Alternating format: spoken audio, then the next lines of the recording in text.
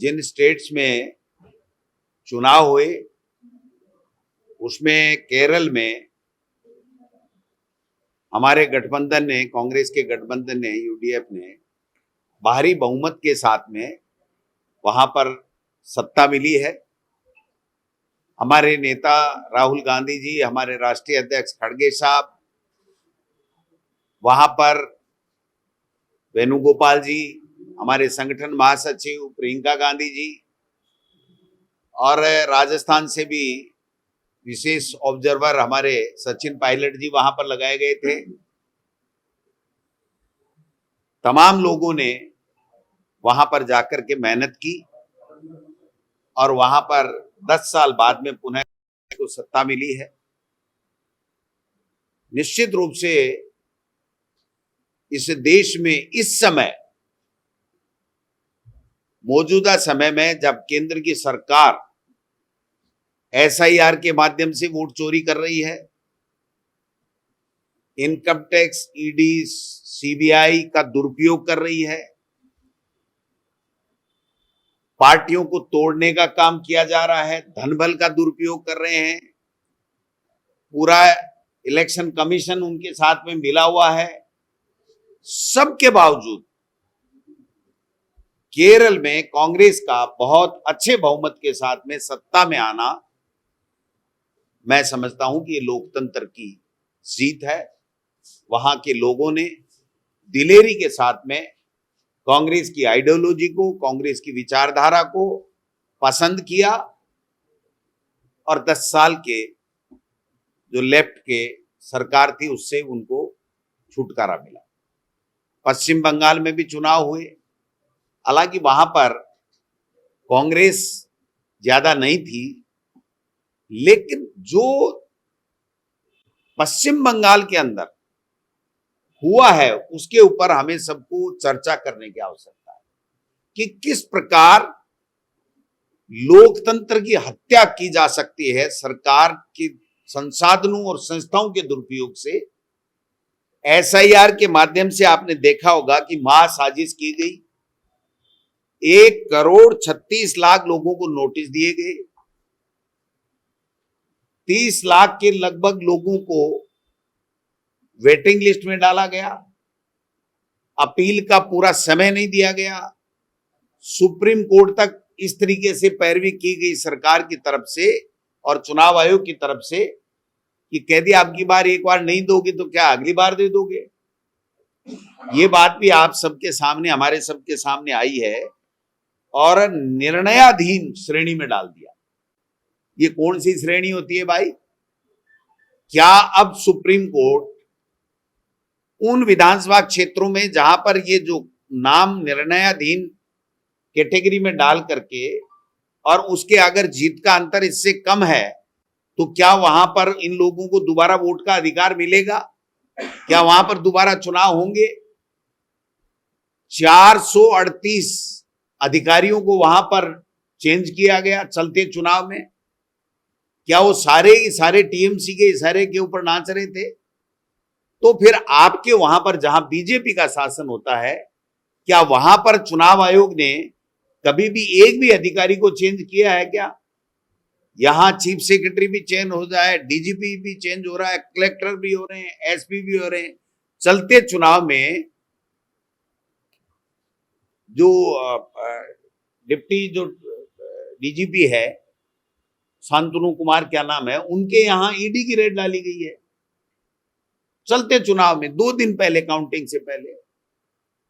जो वहां पर आईपेक कंपनी जो उनका इवेंट मैनेजमेंट और जो पॉलिटिकल मैनेजमेंट देखती थी, उसका पूरा रिकॉर्ड ले लिया गया, उनके लोगों को जेल में डाल दिया गया, पूरा डाटा लेकर के उसका दुरुपयोग किया गया, पता लगा लिया कि कहां कौन बंदा किस में दम है, कौन किस तरीके का आदमी है, किसके पास कितने वोट हैं, कौन वहां पर एजेंट नियुक्त होगा, वो सारा का सारा डाटा ले लिया गया। और जिस प्रकार से धन बल का दुरुपयोग किया गया, मैं समझता हूं कि एसआईआर, संस्थाओं का दुरुपयोग, शस्त्र बल 2,30,000 के लगभग केंद्रीय सशस्त्र पुलिस बल, सीआरपीएफ के जवान। अब आप देख सकते हो कि कहीं और दूसरी जगह हुआ ऐसा काम? क्या दूसरे किसी स्टेट में बीजेपी का शासन और वहां पर इन्होंने किया है? तो आप समझ सकते हो कि किस प्रकार से लोकतंत्र की लूट हुई है, वोटों की चोरी हुई है और ये सत्ता लूटी गई है। हम तो ममता जी के साथ भी नहीं थे, तो बीजेपी के साथ भी नहीं थे, हमारा इंडिपेंडेंट लड़ रहे थे, हमारा वहां पर ज्यादा कोई था नहीं। चलो कोई बात नहीं, 2 सीटें आई, लेकिन ये देश के लिए कितना खतरनाक है ये बात समझनी पड़ेगी। और यहाँ मुख्यमंत्री जी वो क्या जाला पूड़ी खा रहे हैं, जालीपुड़ी, क्या नाम है उसका, है झालपुड़ी। अरे आपका क्या योगदान है? एक दिन मोदी जी की सत्ता हट जाना दो, उसके बाद में झालपुड़ी याद ही नहीं आएगी आपको। तो सवाल ये है कि किस प्रकार से लोग बाग ये नौटंकी करते हैं, नाटक करते हैं, सत्ता का दुरुपयोग करते हैं। वोटों को डालने ही नहीं दिया गया। आसाम में देखो आप किस प्रकार से एक मुख्यमंत्री गुंडई भाषा का प्रयोग करता है, किस प्रकार से लोगों को डराता है, धमकाता है, किस प्रकार वहां भी डिलिमिटेशन जो हुआ सारी नियमों की, कानून की धज्जियां उड़ा दी गई। तो ऐसे ही अगर चलता रहा तो मैं समझता हूं कि फिर इस संविधान में जो वोट का अधिकार और लोकतंत्र और हमारा विश्व में सबसे अच्छा, सबसे सुंदर, सबसे मजबूत लोकतंत्र की बातें, बीता जमाना हो जाएगा, बीता इतिहास हो जाएगा, आगे नहीं रहने वाला है। इसलिए मैं मीडिया के माध्यम से भी निवेदन करना चाहता हूं, यहां राजस्थान में तो जो हम ठीक कर रहे हैं उसको ठीक दिखा रहे हैं, ये नहीं कर रहे हैं उसको ठीक नहीं दिखा रहे हैं। तो मुझे किसी से कोई शिकायत नहीं है, लेकिन हमें पूरे ओवरऑल इस देश के इस लोकतंत्र का जो हाल, संविधान का जो हाल इन्होंने बना रखा है उसके ऊपर देखने की जरूरत है। देश का प्रधानमंत्री कह रहा है 100% मैं शपथ में आऊंगा और मैं ही जीतूंगा। अरे भाई, आपने वो नितिन नवीन क्या बनाया, उनसे ही कहलवा देते। आप प्रधानमंत्री हो। तो जो हालात बने हुए हैं देश में वो ठीक नहीं है। और राजस्थान में तो भाई साहब ये जाला पूड़ी खाएंगे, इसके अलावा कुछ नहीं बचेगा इनके पास में। ऐसे हंस रहे थे जैसे इन्होंने कोई अंता का चुनाव जीत लिया हो दोबारा कोई है। पंचायत चुनाव तुम करवा नहीं पा रहे हो, नगर निकाय के चुनाव तुम करवा नहीं पा रहे हो, लोगों को पीने का पानी तुम्हारा उपलब्ध नहीं हो रहा है, कर्मचारियों को तनख्वाह दे नहीं पा रहे हो, बीमार का इलाज तुम करा नहीं पा रहे हो, बेरोजगारों को नौकरी तुम दे नहीं पा रहे हो, और साफे लगा लगा के जाला पूड़ी खिला रहे हैं और खा रहे हैं। जिनकी नजरें नहीं मिलती ना, कल वो फोटो सेशन करवा रहे थे कि मोदी जी को भेजना है, अमित शाह जी को भेजना है, हम सब एक हैं। वो एक कितने को हमको पता है। रोजाना एक दूसरे की कार सेवा करते हो, एक दूसरे को नीचे दिखाने का काम करते हो।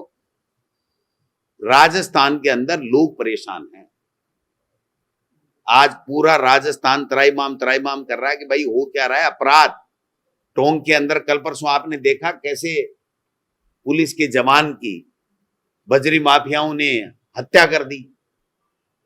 आए दिन अपराध की घटनाएं, माता बहनों के साथ में किस प्रकार की दुष्कर्म की घटनाएं हो रही हैं। एक ही ढिंडोरा पीट रहे हैं। हम पेपर लीक के अपराधियों पकड़ रहे तो कितने दिन, ये 15 साल का कार्यक्रम है, 5 वर्षीय योजना है, 10 वर्षीय योजना है, 15 वर्षीय योजना है। ये तो आपको 4-6 महीने में कर लेना चाहिए था। जो अपराधी हैं, जो बेईमान हैं, उनको पकड़ करके अंदर करो, नई नौकरियां तो निकालो। वो जगदीश बिश्नोई जिसके लिए कह रहे थे कि वो आ जाएगा उसके,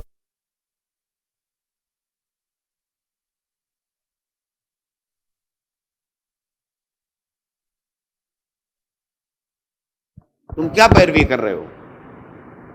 क्या तमाशा बना रखा है? एसआई भर्ती में क्या हुआ आप बताइए। जो हम पे आरोप लगाए थे, 2.5 साल तक, 2.25 साल तक निर्णय नहीं कर पाए। कोर्ट को आखिर में निर्णय करना पड़ा। लेकिन इसमें भी एक सवाल है कि आपने उन लोगों को विश्वास दिलाया था कि जो ईमानदारी के साथ में दूसरी सर्विस से आकर के, नौकरी से आकर के ज्वाइन किया है, और जो ओवर एज हो रहे हैं उनकी एज के बारे में रिलैक्सेशन देने की बात थी, और उनके लिए वापस क्या करना है इसके बारे में तो सरकार निर्णय नहीं ले पाई। ठीक है, बेईमानी हुई, सुप्रीम कोर्ट ने कह दिया। अब दूसरा कोई ऑप्शन अगर कोई बात करे कि ऐसा नहीं, तो मैं नहीं मानता, उसकी जरूरत नहीं है। सुप्रीम कोर्ट, माननीय सर्वोच्च न्यायालय ने जब कह दिया कि ये सारी भर्ती निरस्त होगी तो निरस्त होगी, और हो गई, कोई दिक्कत नहीं, हम भी इसका स्वागत करते हैं। लेकिन सवाल ये है कि जिन बच्चों ने मेहनत से, चाहे उनमें एक भी बच्चा मेहनत से पास हुआ होगा, एक भी बच्चे की पहले की नौकरी छूट गई हो, दोबारा उसने अपनी मेहनत से नौकरी ली थी, अगर वो एक भी है तो उसके बारे में सरकार का क्या निर्णय, ये मैं पूछना चाहता हूं। उसके साथ में अन्याय नहीं होना चाहिए। प्राकृतिक न्याय है कि अगर 100 अपराधी में से एक निर्दोष भी हो तो वो 99 को है, लेकिन उस एक के चक्कर में छूटे तो छूटे, लेकिन वो नहीं जाना चाहिए। ये न्याय का सिद्धांत है। अब चूंकि भर्ती निरस्त हो गई, जल्दी से जल्दी नई भर्ती कराओ, लेकिन इनमें जो ईमानदार लोग हैं और जिनकी एज और हो गई है, उनके लिए आप क्या व्यवस्था कर रहे हो? इस तरीके का कोई बयान आज तक मुख्यमंत्री जी का नहीं आया। किरोड़ी जी बयान देते हैं, इसके अलावा तो कोई देता नहीं है। तो मैं ये कहना चाहता हूं कि जो वर्तमान में जो परिस्थितियां इस राजस्थान के अंदर बनी हुई हैं, उनके ऊपर इनका कोई फोकस नहीं है। केवल दिल्ली जाके हाजिरी लगाना, ये इसलिए काम नहीं कर रहे, मैं कह देना चाहता हूं कि इनको ये पूरा भरोसा है, यहां के लोगों को पूरा भरोसा है, बीजेपी के नेताओं को, कि इसी प्रकार से जैसे बंगाल के अंदर लोकतंत्र को लूटा गया, उसकी हत्या की गई, वोट लूट करके सत्ता दादागिरी से बनाई गई, तानाशाही से बनाई गई, एजेंसियों के दुरुपयोग से बनाई गई, चुनाव आयोग के सहयोग से बनाई गई, उस तरह कैसे हम राजस्थान में कर लेंगे। कान खोल के सुन लो बीजेपी वालों, जान दे सकते हैं, लेकिन इस बाबा साहब के संविधान पे आंच नहीं आने देंगे। और बाबा साहब के संविधान ने ये वोट का जो अधिकार दिया है, उस वोट के अधिकार पे चोट नहीं करने देंगे। आपकी साजिश हमने एसआईआर में भी नहीं चलने दी, आपकी साजिश आगे वाले चुनाव में भी नहीं चलने देंगे। जान देनी पड़े, लेकिन राजस्थान के लोगों का जो वोट का अधिकार है, उसका सदुपयोग वो अपना उपयोग करें। ये व्यवस्था हम राजस्थान के अंदर कांग्रेस पार्टी का तमाम कार्यकर्ता करेंगे। मैं समझता हूं कि आज ये खुश तो हो रहे हैं, लेकिन इनको कोई पूछे कि भाई हमारा तो इन में से एक भी मुख्यमंत्री नहीं था, फिर भी हमारा तो एक मुख्यमंत्री बना है। तुमने तो वहां पर तो लूटा है बंगाल में, तो बंगाल का तो मतलब मानो ही मत कि बंगाल में जनता ने फैसला किया हो। अब आप, अगर उसकी रिपोर्ट है मेरे पास में, अगर मैं बताऊं तो आप समझोगे 91 लाख हटाए, 31 लाख से ज्यादा मुस्लिमों को अंडर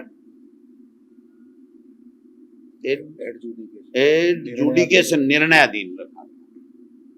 अब आप बताओ ये सही फैसला कैसे है भाई? इनका क्या होगा साहब? ये अगर ये सही है तो इनको अपील का भी अधिकार नहीं दिया गया, टाइम नहीं दिया गया, तो ये बहुत गलत बात है। ईडी, इनकम टैक्स, 200 ईडी के अधिकारी वहां पड़े थे। तो भाई बंगाल में अभी क्यों गए, पहले क्यों नहीं गए? बेईमान पूरे देश के अंदर बीजेपी का एक भी नेता बेईमान नहीं है, एक भी भ्रष्टाचारी नहीं है। हद भी हो गई। मतलब ये बात करने के लिए हमने आपसे, आज आप आए हो तो हमने सोचा कि आपसे बात कर लें। अगर कोई बात आपके दिल दिमाग में है। देखिए, हमारे ग्राम पंचायतों की जो अध्यक्ष और कार्यकारिणी 78% पूरा हो गया। नगर निकाय के वार्डों के जो अध्यक्ष हैं वो और उनकी कार्यकारिणी 56% पूरी हुई है। आज जहां पर इन्होंने काम नहीं किया उन सबको हम नोटिस दे रहे हैं। टोटल शायद 32-33 ब्लॉक अध्यक्ष गण हैं कि आपके यहाँ पर 1 महीने के समय में कार्य पूरा नहीं हुआ, फिर भी आपको 15 दिन हमने डेट बढ़ाई है, तो 10 दिन का उनको समय दे रहे हैं कि 10 दिन के अंदर आप अपना कार्य पूरा कर देवें। क्योंकि एक इतना नीचे लेवल से जाकर के हमको काम करना पड़ता है। 1 महीना था, गर्मियों का, शादियों का मौसम था, इसलिए हमने 15 दिन और बढ़ा दिया। लेकिन अब ये 15 दिन के बाद में नहीं बढ़ेगा। 15 दिन में हम तमाम वार्ड इकाइयां, उनका गठन और ग्राम पंचायत इकाइयों का गठन करेंगे, और 1-2 दिन के अंदर हम आपको दोबारा से बुला करके बताएंगे कि किस प्रकार अब आगे का कार्यक्रम हम लोग दूसरा कैसा कार्यक्रम चालू करेंगे। क्योंकि इन्होंने परिसीमन में भी बेईमानी की है, इन्होंने वोटर लिस्टों में भी बेईमानी की है, तो वोटर लिस्टों का भी हमें अध्ययन कराने की आवश्यकता पड़ेगी। दूसरे भी हम लोग नीचे के लेवल से जो लोगों की समस्याएं हैं, उनके समस्याओं के लिए ये तो सुन नहीं रहे, इनकी न तो जन सुनवाई है न कोई। अभी मैं एक आंकड़ा देख रहा था कि सरकार ने कहा कि ACS लेवल के अधिकारी 10 लोगों की जन सुनवाई करेंगे। 10 दिन के अंदर 5.5 लाख लोगों का वहां पर जन सुनवाई के लिए आवेदन आ गया, समस्याओं के लिए आ गया। अब आप बताइए कि इतने से समय में अगर ACS 10 सुनवाई करेगा एक, तो अगर 10 ACS भी करेंगे तो 100 की सुनवाई कर देंगे। तो 10 दिन के अंदर 5.5 लाख लोगों ने तो इनके रजिस्टर्ड करा दिया कि भाई हमारी समस्या है, यहाँ कोई सुनने वाला नहीं है। तो हालात इस प्रदेश के बने हुए हैं। ऐसे में प्रमुख विपक्षी पार्टी होने के नाते हमारा जो दायित्व है कि जनता की जन सुनवाई हो, जनता के काम हो, जनता की समस्याओं का समाधान में हम उनके साथ में खड़े रहें।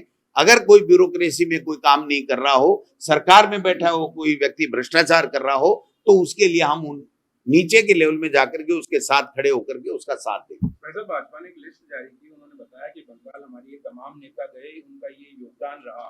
केरल में भी सचिन पायलट जी गए, आप क्या योगदान मानते हैं कि वहाँ की जीत में क्या योगदान पायलट जी का रहा?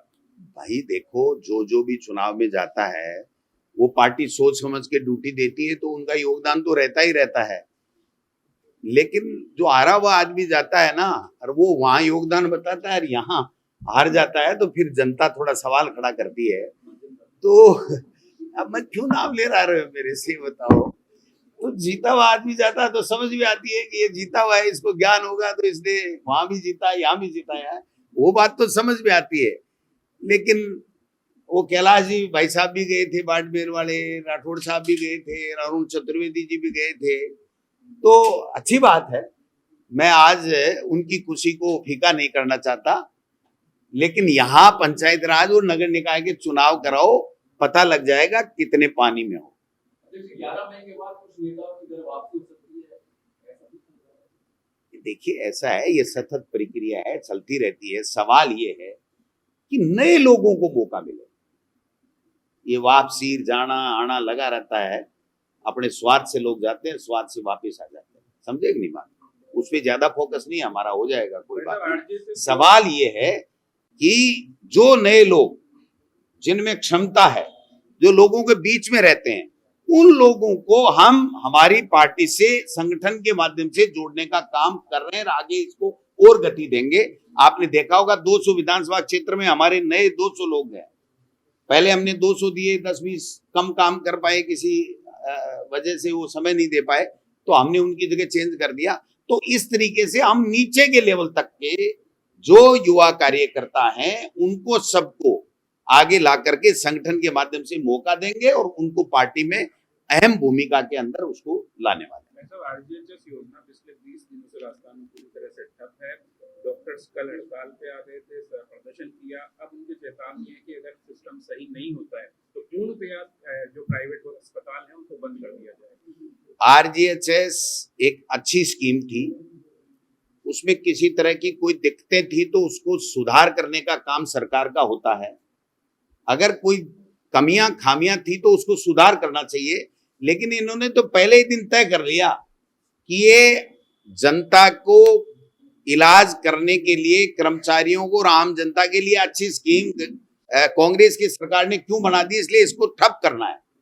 2200 करोड़ रुपए, ऑथेंटिक आंकड़ा है, 2200 करोड़ रुपए प्राइवेट हॉस्पिटलों को दिए ही नहीं जा रहे हैं, और जांच पे जांच की बात कर करके इससे योजना को पूरी तरीके से खत्म कर दिया गया।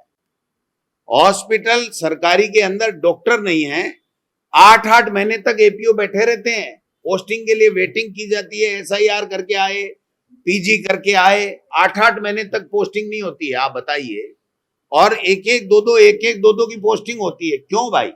आपके पास 100 बच्चे आए, 100 की एक दिन में काउंसलिंग कराओ, जैसे शिक्षा विभाग में होता था हमारे समय में। अब तो वो भी खत्म हो गया, शिक्षा विभाग भी, उसमें तो कुछ हो ही नहीं रहा है। तो सवाल ये है कि RGHS को सोची समझी साजिश के तहत खत्म किया जा रहा है, जिससे कोई ये नहीं कहे कि साहब कांग्रेस के समय एक अच्छी मुख्यमंत्री चिरंजीवी योजना, आरजीएचएस और दूसरी योजनाएं चालू की थी, वो योजना तो इनकी प्राथमिकता में है ही नहीं। तो मैं समझता हूं कि ये केवल और केवल इवेंट मैनेजमेंट, संस्थाओं का दुरुपयोग, भ्रष्टाचार से पैसा कमा करके धनबल के आधार के ऊपर और लोगों को भ्रमित करके चुनाव जीतने का जो है मंशा रखते हैं। इसके अलावा इनका लोकतंत्र में और लोगों के काम करके दिल जीत करके वोट लेने में विश्वास नहीं। Thank you.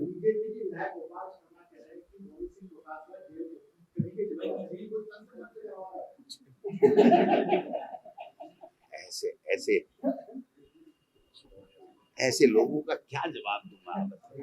अब आप खुद ही बता दो, आपको ही हंसी आ रही है कि किसका क्या सवाल पूछा और क्या।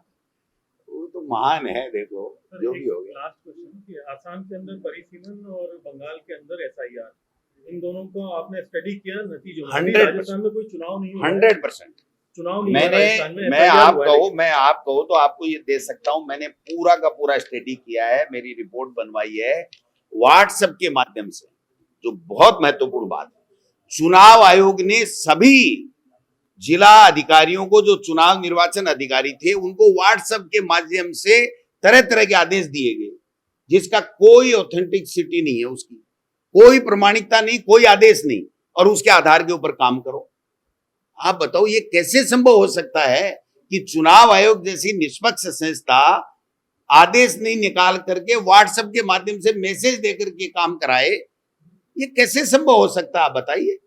नेक्स्ट इलेक्शन में सेम सिचुएशन आपको अगर फेस करनी है तो आपकी क्या रणनीति है? भाई जी, जामबांधा राजस्थान है, ये वीरों की धरती है ना। पता नहीं चलेगा कहाँ गए भजनलाल जी, कहाँ गए, ऐसे थोड़ी होता है। वो तो वो जाने, उनका काम जाने। राजस्थान में तो सीने पे गोली खाने वाले पैदा हुए हैं, पीठ पे गोली खाने वाले पैदा नहीं हुए। इनके गलतफहमी है, पहले भी आए थे, एजेंसियां लेके दोबारा आ जाएं, कोई फर्क नहीं पड़ने वाला है। हम लोग राजस्थान 100% 2028 में जीतेंगे।